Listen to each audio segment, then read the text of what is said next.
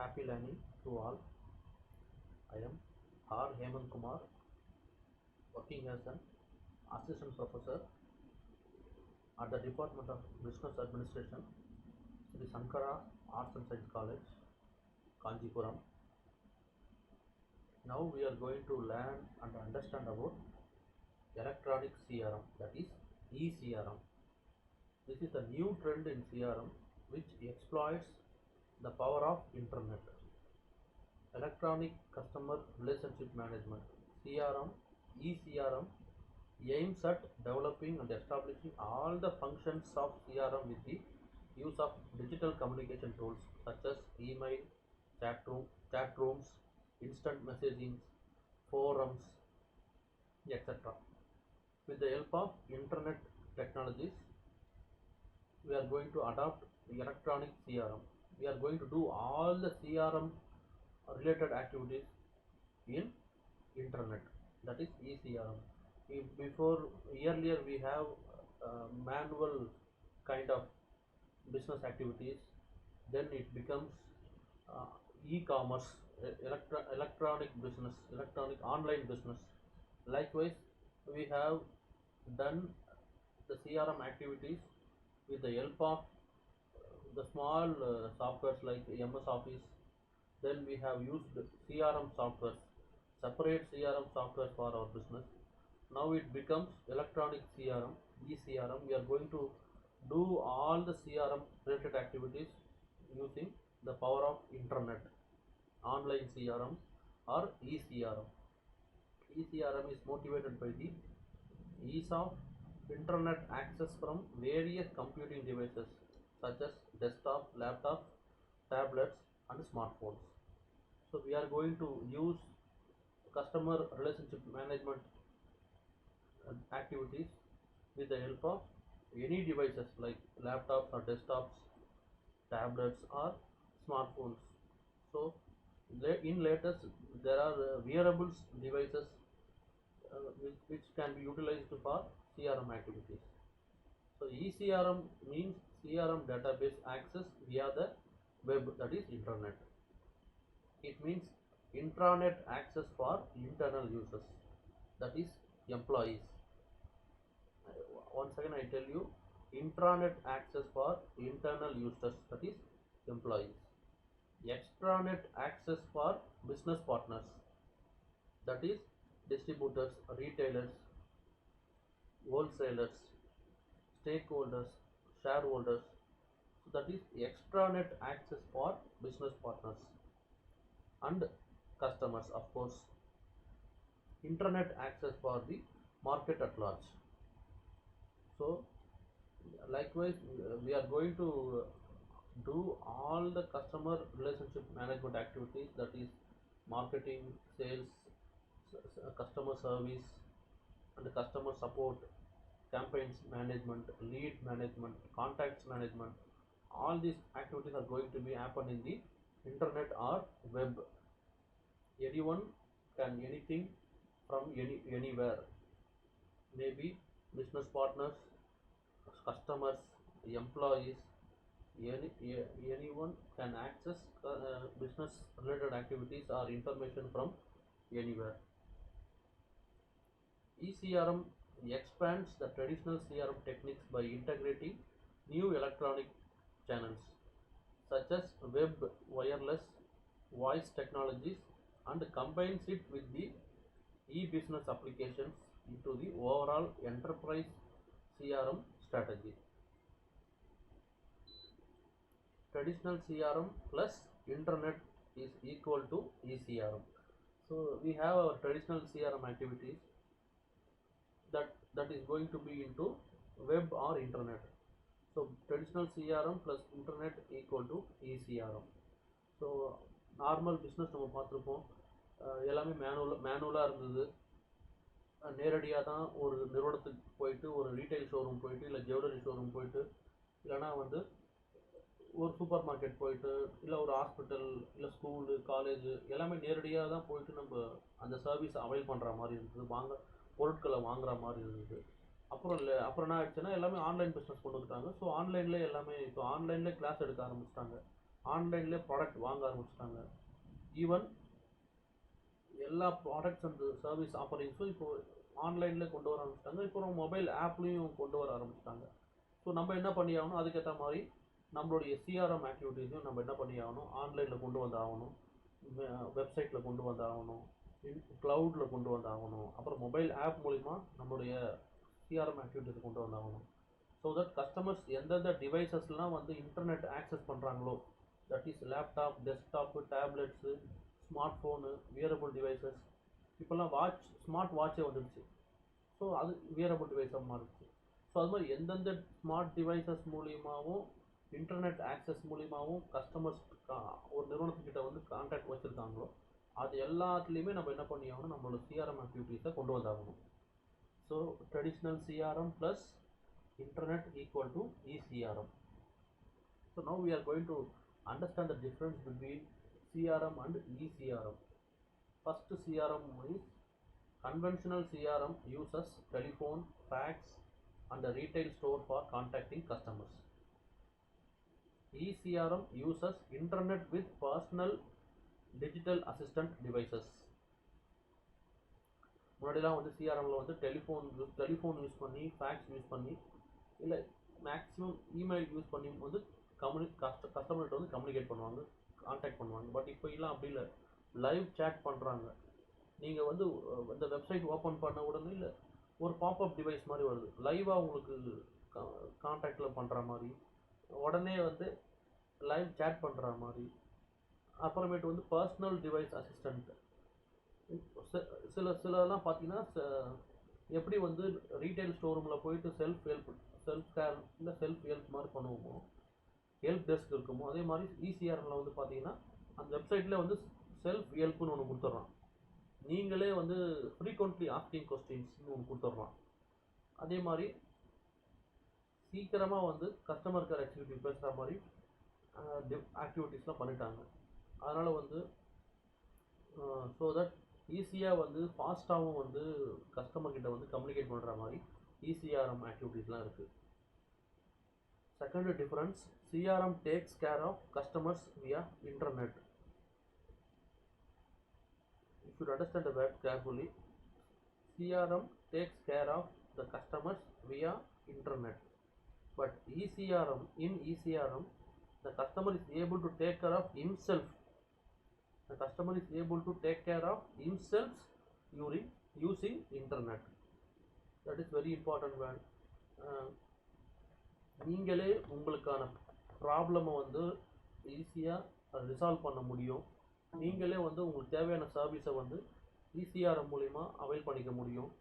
So எவ்வளோ சீக்கிரம் முடியுமோ அவ்வளோ சீக்கிரம் வந்து இந்த நம்மளுடைய பிரச்சனைகளை, நம்மளுடைய தகவல் ஒன்று தெரிஞ்சுக்கணும், அதெல்லாம் வந்து பார்த்திங்கன்னா இசிஆர்எம் மூலிமா வந்துடுச்சு. Then third difference, CRM needs the users to download supporting apps to access web-enabled applications. In eCRM environment, there is no such requirements. இப்போ நீங்கள் வெறும் சிஆர்எம் யூஸ் பண்ணுறீங்கன்னு வச்சுக்கோங்க, அதில் பார்த்தீங்கன்னா நிறைய சப்போர்ட்டிங் ஆப்ஸ்லாம் டவுன்லோட் பண்ணுற மாதிரி இருக்கும். ஸோ வெப் எனேபிள் பண்ணுறதுக்கு. பட் இப்போல்லாம் அப்படி கிடையாது, எல்லாமே ஒரே ஆப்பில் வந்துடுச்சு, எல்லாமே வந்து ரொம்ப ஒரே வெப்சைட்டில் அடங்கிடுச்சு. இதுக்குன்னு தனியாக வந்து யூஸ் பண்ணணும் கிடையாது. நீங்கள் நிறைய சாஃப்ட்வேர் யூஸ் பண்ணிருக்கீங்க, அந்த சாஃப்ட்வேர் யூஸ் பண்ணணுன்னா .NET ஃப்ரேம் ஒர்க் டவுன்லோட் பண்ணணும், ஜாவா வந்து எனேபிள் பண்ணியிருக்கணும், ஆரக்கிள் வந்து டவுன்லோட் பண்ணி வச்சுருக்கணும். இது மாதிரி நிறைய சப்போர்ட்டிங் ஆப்லாம் பண்ணுற மாதிரி இருக்கும் சிஆர்எம்மில். பட் இசிஆர்எம்மில் அப்படி கிடையாது, எல்லாமே வந்து பக்காவாக ஃபுல் ஃப்ளெஜாக ஒரே இதில் வந்து கிடச்சிருச்சு.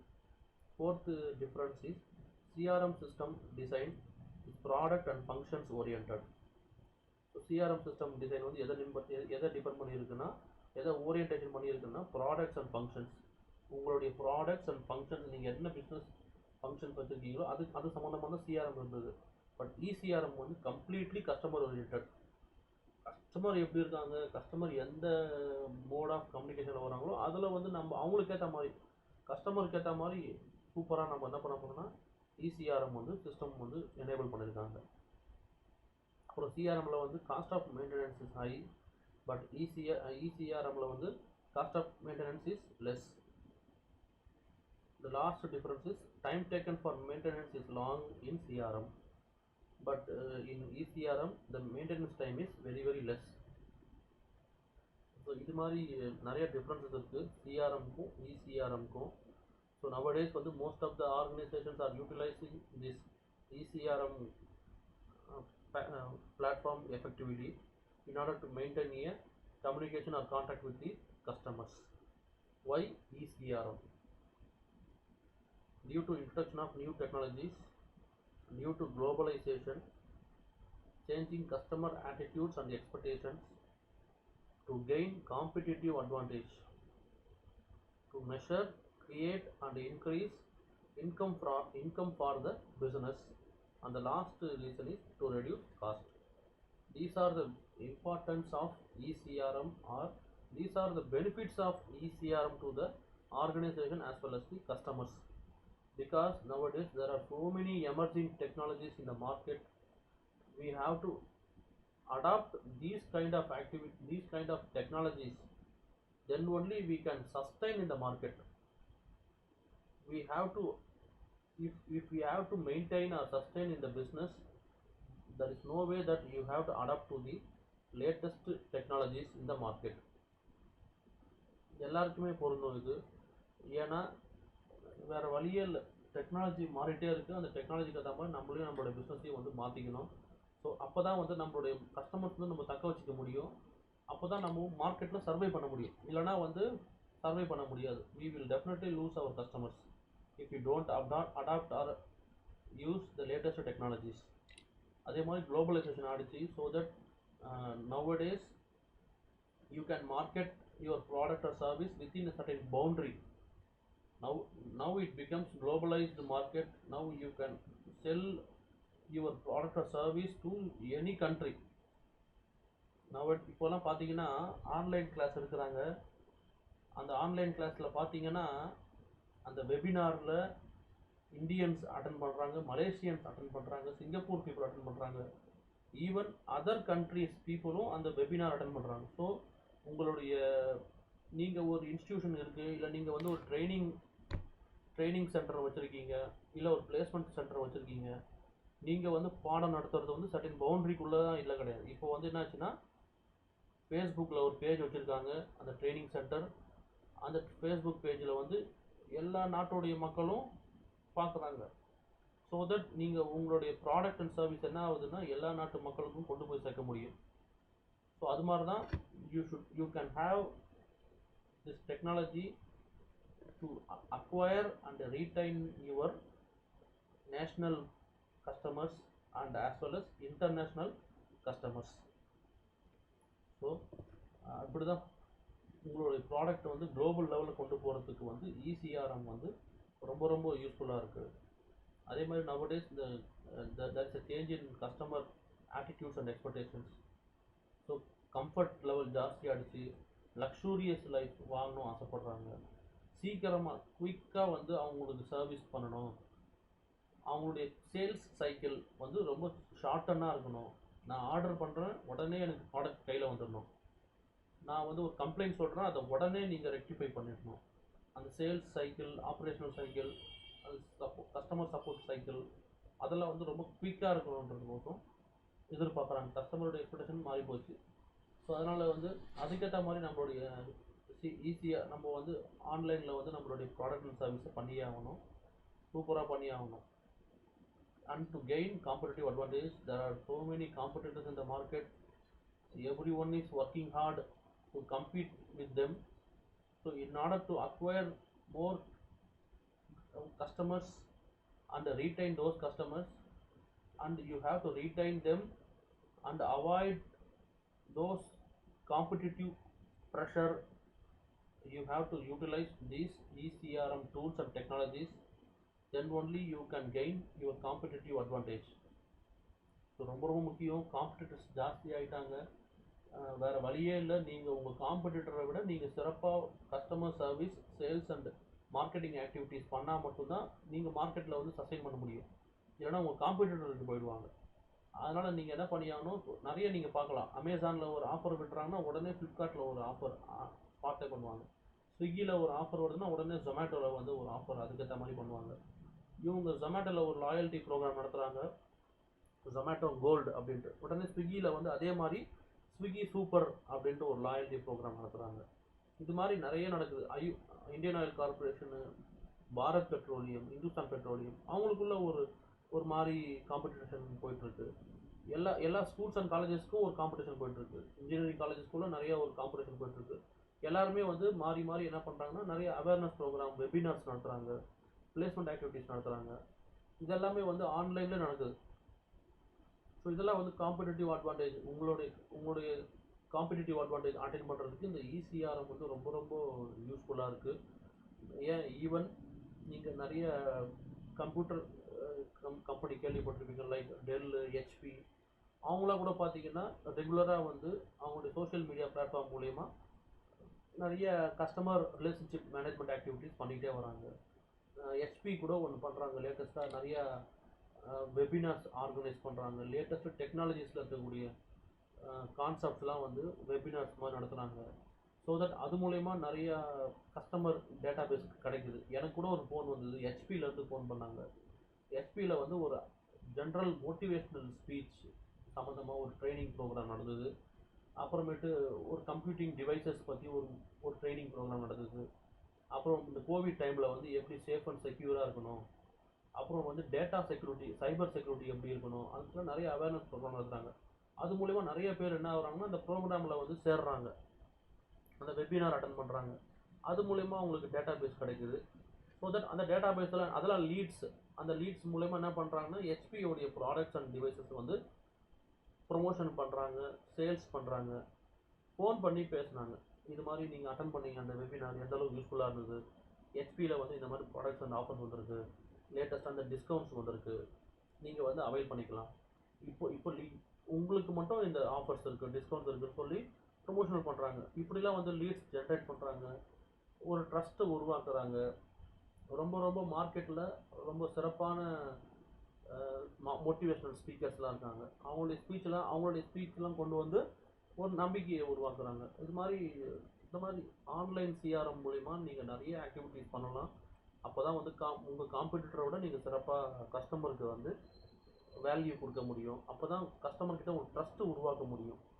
கம்ப்ளீட் உங்களுடைய offers and discounts, new products எல்லாம் வந்து உங்களுக்கு இன்ஃபர்மேஷன்லாம் வந்து சொல்ல முடியும்.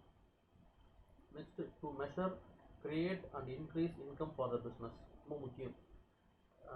ஏன்னா we are working towards ultimately to gain some profit for our business. So அதெல்லாம் வந்து இசிஆர்எம் மூலிமா நீங்கள் ஜாஸ்தி பண்ண முடியும். நிறைய கஸ்டமர் கிட்ட நீங்கள் கம்யூனிகேட் பண்ண முடியும், கஸ்டமர் டேட்டா பேஸை இன்க்ரீஸ் பண்ண முடியும், கஸ்டமர் லீட்ஸ் ஜாஸ்தி பண்ண முடியும், சேல்ஸ் ஜாஸ்தி பண்ண முடியும். சூப்பராக உங்கள் கஸ்டமர்கிட்ட வந்து ரிலேஷன்ஷிப் வச்சுக்க முடியும், சர்வீஸ் பண்ண முடியும். So that all these things will be benefit to your organization through the income or revenue from your customers. Last one is to reduce cost. So நம்மலாம் முன்னாடிலாம் வந்து நிறைய செலவாகும், நியூஸ் பேப்பரில் ஆட் பண்ணுவோம், ஒரு கேம்பெயின் நடத்துகிறோம், இதெல்லாம் வந்து ரொம்ப செலவாகும். இப்போல்லாம் ரொம்ப செலவு மிச்சம் பண்ணிட்டாங்க. சோஷியல் மீடியா பிளாட்ஃபார்ம் மூலிமா, வெப்சைட் மூலிமாலாம் ஈஸியாக ப்ரொமோஷன் பண்ணுறோம், நிறைய பேருக்கு ரீச் ஆகுது. அதே மாதிரி செலவு நமக்கு ரொம்ப ரொம்ப கம்மியாகுது. முன்னாடிலாம் ஒரு கேம்பெயின் நடத்துவாங்க, ஈவெண்ட் நடத்துவாங்க, லைவாக நடத்துவாங்க, மேனுவலாக இருக்கும். இப்போல்லாம் பார்த்தீங்கன்னா ஆன்லைனில் பார்த்தீங்கன்னா ஒரு ஈவெண்ட் நடத்துகிறாங்க, குவிஸ் நடத்துகிறாங்க ஆன்லைனில், அப்புறம் ஒரு போட்டி காம்படிஷன் நடத்துகிறாங்க. இப்போ கூட ஐடிசியில் சொல்லியிருக்காங்க, ஐடிசி அவங்க ஃபுட் பிஸ்னஸ்லேயும் இருக்காங்க. அவங்க என்ன சொல்கிறாங்கன்னா ஒரு ஃபுட் நீங்கள் ரெடி பண்ணி வீடியோகிராஃப் பண்ணி அந்த ஐடிசி வெப்சைட்டுக்கு வந்து அனுப்புங்க. யார் வந்து சூப்பராக அந்த ஃபுட் அது பண்ணியிருந்தாங்களோ அவங்களுக்கு வந்து கிஃப்ட்டு, இல்லை ஒரு கிஃப்ட் வவுச்சர், அது மாதிரி ஏதோ ஒரு ஈவெண்ட் நடத்துகிறாங்க. அமேசானில் கூட பார்த்தீங்கன்னா லக்கி ட்ரா கான்டெஸ்ட்டு, அது சுற்றி விடுவாங்க, ஸ்பின் பண்ணுற மாதிரி இருக்கும், சுற்றி விடுற மாதிரி. அது மாதிரி நிறைய ஈவெண்ட் எல்லாம் பார்த்தீங்கன்னா ஒரு சிம்பிளாக அவங்க வெப்சைட்லேயே பண்ணி முடிச்சிடுறாங்க. அது மாதிரி நிறையா இருக்குது. பெயிண்டிங் காம்படிஷன்ஸ் நடத்துகிறாங்க, அவேர்னஸ் அபவுட் கோவிட் அப்படின்ட்டு பெயிண்டிங் காம்படிஷன் நடத்துகிறாங்க. அது மாதிரி நிறைய ஆக்டிவிட்டீஸ் வந்து பண்ணுறாங்க, கேம்பெயின்ஸ் நடத்துகிறாங்க. அது மூலமாக நிறைய லீட்ஸ் ஜென்ரேட் ஆகுது. அதெல்லாம் வந்து பார்த்தீங்கன்னா செலவே இல்லாமல் அவங்க வெப்சைட்டில் பண்ணி முடிச்சிடுறாங்க. ஸோ இசிஆர்எம் வந்து இவ்வளோ பெனிஃபிட்ஸ் இருக்குது. நியூ டெக்னாலஜி யூஸ் பண்ணிக்கலாம், குளோபலைஸ்டு மார்க்கெட் கவர் பண்ணலாம், கஸ்டமர் ஆட்டிடியூட்ஸ் அண்ட் ப்ரெஃபரன்ஸ்க்கு ஏற்ற மாதிரி ப்ராடக்ட் கொடுக்கலாம். காம்படிட்டரோட நம்ம சிறப்பாக ஒர்க் பண்ணுறதுக்கு இந்த இசிஆர்எம் ஒர்க் பண்ணுது. நிறைய ரெவன்யூ நம்ம ஜென்ரேட் பண்ணலாம் because of more number of customer database and access to more customers. Then ultimately we can reduce the cost of marketing, sales and service. There are 5 important engines of eCRM. The first one is customer centric information store. The second one is analysis and segmentation engine. The third one is personalization engine. The fourth one is broadcast engine, and the fifth one is transaction engine. So we have 5 different engines of eCRM which are very very important. Without these 5 engines you cannot run the vehicle called your business effectively or properly. The first engine of eCRM is customer centric information. So through this we are going to collect the millions of customers with their preferences, permissions, interest, choices. And இது first step வந்து பார்த்திங்கன்னா customer centric இன்ஃபர்மேஷனை நம்ம வந்து collect பண்ணுறது. இது first எல்லாமே பார்த்தீங்கன்னா ஃபஸ்ட்டு ஸ்டெப்பு. நீங்கள் ஃபேஸ்புக், ட்விட்டர், இன்ஸ்டாகிராம், இல்லை அமேசான், ஸ்னாப்டீலு எந்த ஆன்லைன் இது பண்ணாலும் ஃபஸ்ட்டு விஷயம் registration. Your email ID, contact number, personal information, age, date of birth எல்லாமே கேட்டு தெரிஞ்சுக்கிறாங்க. இது ஃபஸ்ட்டு நடக்கிறது customer centric information. Second, analysis and segmentation.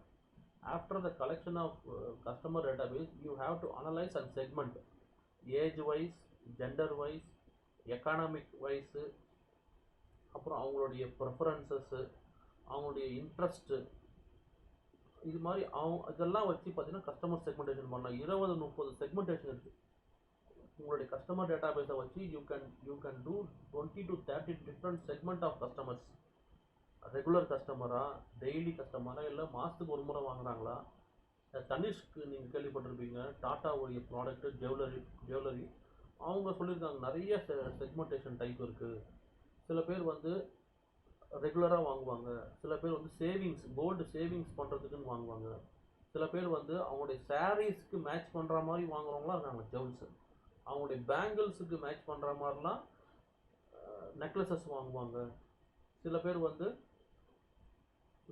Gold வாங்க மாட்டாங்க, சில பேர் வந்து எக்கானமிக்கலி லோவாக இருக்கிறவங்க சில்வர் வாங்குவாங்க, சில பேர் எக்கானமிக்கலி வெல் டு டூவாக இருக்கிறவங்க டைமண்ட் வாங்குவாங்க, சில பேர் கிஃப்ட் வாங்குறதுக்குன்னு வாங்குவாங்க. சவுத் இந்தியாவில் வந்து நம்ம யூஸ்வலாக வந்து மேரேஜில் வந்து கிஃப்ட் பண்ணுறதுக்கு கோல்டு வாங்குவாங்க, சில்வர் வாங்குவாங்க. அது மாதிரி நிறைய செக்மெண்டேஷன் ஆஃப் கஸ்டமர்ஸ் இருக்காங்க. அதெல்லாம் நீங்கள் செக்மெண்டேஷன் பண்ணணும். So second one is analysis and segmentation engine. Third one is personalisation engine. It is very very important. You have to produce or make the product or service personally. Each and every இண்டிவிஜுவலுக்கு ஏற்ற மாதிரி பர்சனலாக நம்ம வந்து என்ன பண்ணி ஆகணும், product and சர்வீஸை பண்ணி ஆகணும். முன்னாடியெல்லாம் நம்ம பார்த்தீங்கன்னா மெயில் வரும், அதில் மொத்தமாக அனுப்பிச்சி விடுவாங்க, டியர் கஸ்டமர் அப்படின்னு அனுப்பிச்சி விடுவாங்க எல்லாருக்குமே அந்த மெயிலை. இப்போல்லாம் பார்த்தீங்கன்னா பேர் போட்டு அனுப்புகிறாங்க, டியர் அவங்க பேர், அதுக்கப்புறமேட்டு இன்ஃபர்மேஷன். மெசேஜும் இப்போ அப்படி தான் வருது. இமெயில் மட்டும் இல்லை, மெசேஜும் அப்படி தான் வருது. முன்னாடியெல்லாம் ஜென்ரலாக அனுப்பிச்சிடுவாங்க மெசேஜ். இப்போ என்ன ஆச்சுன்னா பர்சனலைஸ்டு, டியர் உங்கள் பேர் போட்டு அனுப்புகிறாங்க. அது வந்து பார்த்தீங்கன்னா எமோஷ்னலாக நமக்கு கனெக்ட் ஆகுது. பர்சனலைஸ்டு ஆஃபர்ஸ் அனுப்புகிறாங்க. ஒரு கஸ்டமருக்கு ஏற்ற மாதிரி, அவங்களுடைய கஸ்டமர் பிஹேவியருக்கு ஏற்ற மாதிரி, ப்ரெஃபரன்சஸ்க்கு ஏற்ற மாதிரி அவங்களுக்கான ஆஃபர்ஸ் ரெடி பண்ணி ஒரு கஸ்டமருக்கும் பர்சனலாக அனுப்புகிறாங்க இப்போலாம். So first customer centric information collect பண்ணுறது, அந்த இன்ஃபர்மேஷனை வந்து அனலைஸ் பண்ணி செக்மெண்டேஷன் பண்ணுறது, ஒரு கஸ்டமரும் செக்மெண்ட் பண்ணுறது. அடுத்து பர்சனலைஸ்டாக ப்ராடக்ட் அண்ட் சர்வீஸ் ஆஃபர் பண்ணுறது. ஃபோர்த்து வந்து broadcast engine helps to proactively deliver information and offers to every customer via the media of his or her choice. Broadcast அதான் அந்த ஈச் அண்ட் எவ்ரி இண்டிவிஜுவல் கஸ்டமருக்கு ஏற்ற மாதிரி அவங்களுக்கு எந்த மீடியா மூலயமா கம்யூனிகேட் பண்ணால் அவங்கள ரீச் பண்ண முடியும். மெசேஜ் அனுப்புகிறதா, வாட்ஸ்அப்பில் அனுப்புகிறதா, இல்லை ஃபேஸ்புக்கில் அனுப்புகிறதா, இன்ஸ்டாகிராமில் அனுப்புகிறதா, இல்லை ஃபோன் பண்ணி பேசுகிறதா, இல்லை வேறு இல்லைனா அவங்க வீட்டுக்கே போயிட்டு கூட சில பேர் வந்து பர்சனல் செல்லிங் பண்ணுவாங்க. இது மாதிரி நிறைய இருக்குது. ஒரு கஸ்டமருக்கு ஏற்ற மாதிரி நம்ம எப்படி வந்து அவங்களுக்கு வந்து கம்யூனிகேட் பண்ணுறது, எந்த மோட் ஆஃப் கம்யூனிகேஷன் யூஸ் பண்ணுறது, எந்த சேனல் ஆஃப் கம்யூனிகேஷன் யூஸ் பண்ணுறது அப்படின்ட்டு அவங்களுக்கு ஏற்ற மாதிரி நம்ம வந்து அவங்கள்ட்ட கம்யூனிகேட் பண்ணணும். இப்போல்லாம் பார்த்தீங்கன்னா எல்லா வகையிலுமே எனக்கு வந்து பார்த்தீங்கன்னா ஒரு தகவல் மெயில்லையும் வருது, வாட்ஸ்அப்லேயும் வருது, மெசேஜாகவும் வருது, இன்ஸ்டாகிராம் பேஜ்லேயும் வருது, டெலிகிராம் குரூப்லேயும் வருது. ஸோ எல்லா சோர்ஸையும் பயன்படுத்துகிறாங்க. எல்லா வகையிலுமே நம்மக்கிட்ட வந்து கம்யூனிகேட் பண்ணுறாங்க. The last engine of ECRM is transaction engine. It is very very important. As I said earlier, we have to make transaction with our customers as soon as possible. We have to close that sales cycle very much fast. Helps to this transaction engine helps to facilitate the interactions between customer and the company, either exchanging information or driving transaction. அது வந்து சேல்ஸாக இருக்கலாம், என்கொயரியாக இருக்கலாம், கம்ப்ளைண்ட்டாக இருக்கலாம், எந்த மாதிரியான டிரான்சாக்ஷனாக இருந்தாலும் அது சீக்கிரமாகவும் சூப்பராகவும் நம்ம என்ன பண்ணி ஆகணும், க்ளோஸ் பண்ணி ஆகணும். ஸோ இது மாதிரி likewise we have 5 different engines of ECRM, that is customer centric information, analysis and segmentation of customer information, personalization of product and service to the customers, broadcasting the offers and discounts to the customers. The last one is transaction. So likewise we have this kind of activities in ECRM. The last topic is 7 C's of effective ECRM. இந்த ECRM சம்பந்தமாக ஒரு ஏழு C's இருக்குது. Context, content ரொம்ப முக்கியம், context ரொம்ப முக்கியம், community உருவாக்கணும், கஸ்டமைசேஷன் ரொம்ப முக்கியம், கம்யூனிகேஷன் ரொம்ப ரொம்ப முக்கியம், கனெக்ஷன் அண்டு காமர்ஸ். இந்த 7 Cஸும் ரொம்ப முக்கியம் ஃபார் ECRM.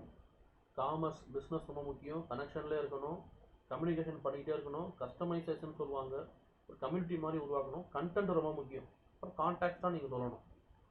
ஸோ இதெல்லாம் வந்து முக்கியமான ECRMக்கு முக்கியமான விஷயம். With this we have understood about the ECRM activities. What is ECRM? What are all the importance of ECRM, and what are all the 5 important engines of ECRM. In the upcoming session we will understand and learn about some other CRM concepts. Thank you very much.